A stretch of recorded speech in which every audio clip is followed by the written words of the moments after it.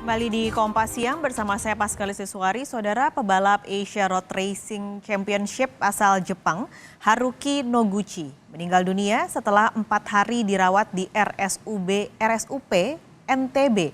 Haruki meninggal pasca kecelakaan di tikungan 10 sirkuit Mandalika Lombok pada pekan lalu.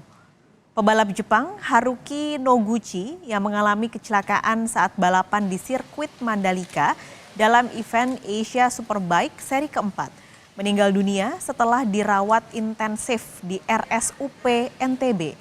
Noguchi mengalami cedera kepala yang cukup parah karena benturan. Kerabat Noguchi dari Jepang menyaksikan jenazah pebalap muda dibawa ke mobil jenazah menuju ke Bali melalui jalur laut, lalu diterbangkan ke Jepang.